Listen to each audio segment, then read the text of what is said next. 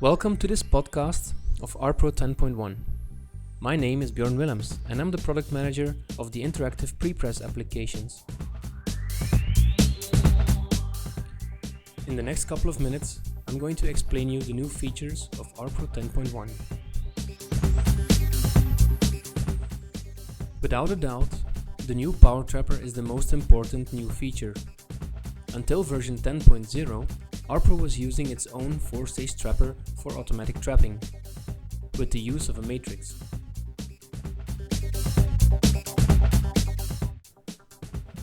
But benchmarks clearly showed that the Power Trapper that is used in Package, DeskPack and Automation Engine is not only faster, but it's also more accurate than the 4-stage trapper in ArtPro. Also, the user interface is more intuitive. That makes it easier to edit the trap afterwards. Therefore, Esco Artwork has decided to make this tool available for all ArtPro customers. The new Power Trapper is using the same license as the 4-stage trapper, so no additional licenses are required. The legacy 4-stage trapper will also remain available in ArtPro 10.1. There are many reasons why you should use a new Power Trapper. First of all, it's significantly faster, and also the quality of the traps is higher than with the 4-stage trapper. By using the Trap Edit tool, you can quickly find your color pair back in the color pair window. This makes it very easy to edit traps afterwards. From now on, it is possible to share trap tickets with other operators. That means that the trap ticket only has to be made once and then can be placed either in a local folder or centrally stored on a server to be used by the other operators. Power Trapper now also offers a predefined reverse trapping mode. White gaps will be created on the fly for perfect metal can trapping. The pullback mechanism has been extended. Light inks can now be pulled back from underneath any color, while the 4-stage trapper could only pull back from underneath black. You can also store exceptions in a rule. Such a rule can contain exceptions towards distance or trapping direction and are stored in the trap ticket. Let's have a look how Power Trapper actually works in ArtPro 10.1. By double-clicking the Trap Edit tool, you will get the Power Trapper window. Once you have set all the parameters, you just hit the Trap button and Power Trapper will scan the file and add all the trappings where necessary. The result is actually a color pair window that shows you all the instances of the trapper. When you zoom in on a part of the file, as I do here, I can use the Trap Select tool to actually select that instance, and automatically it will be filtered out in the color pair window. From now on, it's very easy to modify the trap, like change the direction or change the distance. And just like with the previous Power Trapper, all the traps are still stored in a separate layer, called the trap layer. This makes the trapping process a non-destructive process.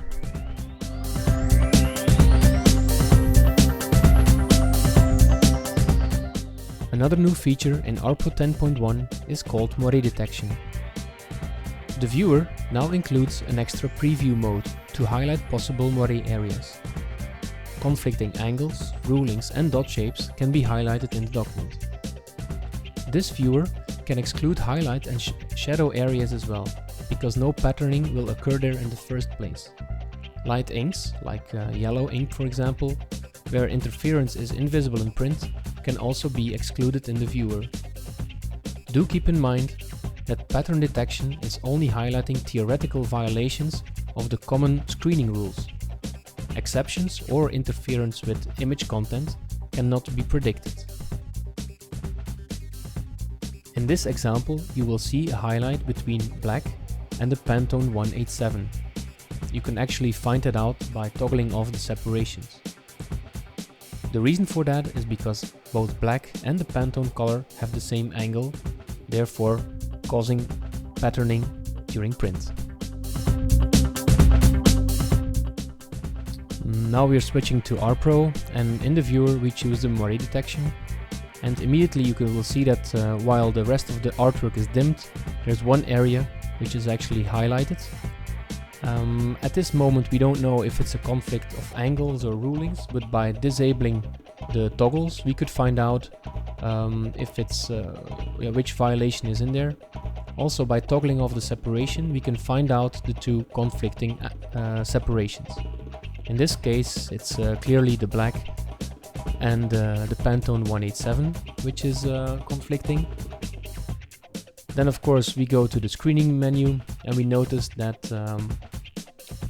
both have the same angle. So by changing the Pantone 187 to 75 degrees we suddenly have a clear on that violation and we don't see any risk areas anymore.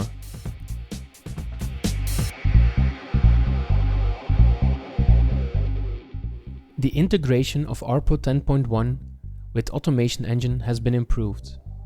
First of all, via ArtLink, where we can now see the job parameters from the Automation Engine job. You can, for example, use this information for text in proof panels, like an email address or a job description or one of the job categories. In a similar way, we can now link a barcode to the barcode information from Automation Engine. Even if you don't link your barcode with the Automation Engine job, there will still be a check upon saving the document, and it will actually show you a message when there's a difference between the barcode from the job and the barcode in your ArtPro file. If inks are present in the file which are not in the ink list of the job set up in Automation Engine, also a warning will be shown. Let me show you how you can link ArtPro with parameters from the job in Automation Engine. So this is a typical ArtPro file containing a proof panel with some user-defined parameters in there. First of all, we make sure that we are connected with Automation Engine, with our server. Once that has been established, what we can do is we can actually use these parameters, for example, as hot text. In this case, I would like to use the email address of the CSR, so I just go to text, character, and then hot text, and I can link it with Automation Engine parameters, as you can see over here. So in a similar way, we can also link a barcode used in the job. So in this case, via the hot link button, we will go to the EN13 code as defined in the Automation Engine job. Alright, so let's save this document and switch back to Automation Engine. Alright, so here we are back in Automation Engine, and let's change some of the settings in the setup. For example, I can change the email address of the CSR because suddenly there's another responsible for this client. And on the other hand, we'll open the file again, and as you can see, the text has been updated on the fly. In ArtPro 10.1, a lot of improvements have been made towards structural design. First of all, when you export or import a normalized PDF, all CAD data is saved.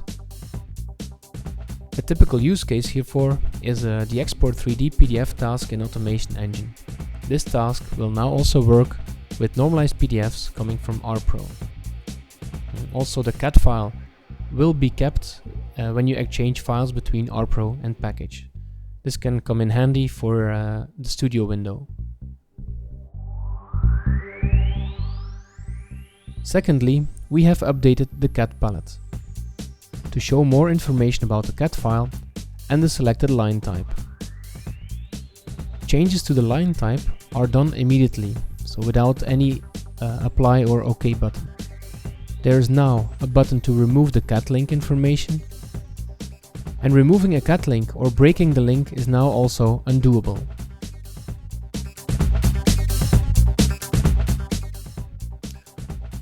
ArtPro 10.1 contains now Studio Designer 10.0.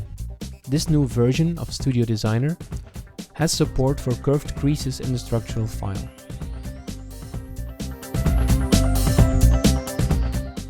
Let's have a look at some smaller improvements that we have done. First of all, the shuttle window has been redesigned. So if you launch a workflow, you can now resize it. And it also contains a split view to shrink the parameter section to in order to see more workflows in the list. Also, the resource window has been updated with a lot of small changes. First of all, if you have several images in your file and you select an image in the document, it'll show you in the resource window which image you have selected. Also, in the barcodes tab, there has been made a new status called edited barcodes. These are the barcodes that have been modified manually, which means they no longer have metadata and they can no longer be modified through the barcode window, but at least you can still check the parameters. The use screens has a symbol now to mark the ones that have been used in the document. And finally, of all the resources, you can now export a small report as either text or PDF.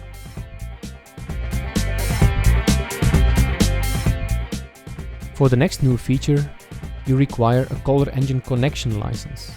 This comes with every color engine. So at the moment that ArtPro is started up, it will actually grab one of those connections. So if you have such a license, there's a new feature in the ink menu that you can replace an ink by any other ink in the chosen ink book based on the best match, which means the smallest delta E. So you can actually go ahead and sort all the inks that it can find according to their color difference with the ink specified in the document. This comes in handy when you import files that have specific brand colors which are unknown Pantone colors, for example, and this makes it very easy to go ahead and convert them into known inks. In order to speed up the flattening process, the internal flattener in ArtPro has been modified and has been actually switched by the one from ESCO. You typically do flattening when you save a file back as an old PDF format, like PDF 1.3, or back to PostScript. So this process has been made much faster and also more accurate.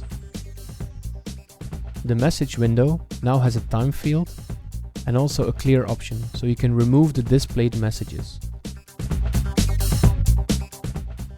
A new feature is also the clip-on ruler. This is a technology coming from Package. It exists already there for a couple of years, and we have now ported it to ArtPro. Clip-on ruler allows you to quickly clip sides of the ruler without having to create extra objects or without having to change the job size. Pantone has updated its inkbooks. They are now called the Pantone Plus inkbooks. So if you want, you can open the preferences of ArtPro and enable the usage of the Pantone Plus inkbooks.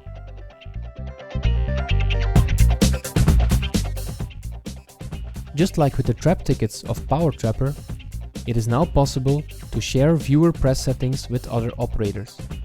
So instead of using the default press settings folder in your preferences, just browse to the folder where your press settings are centrally stored.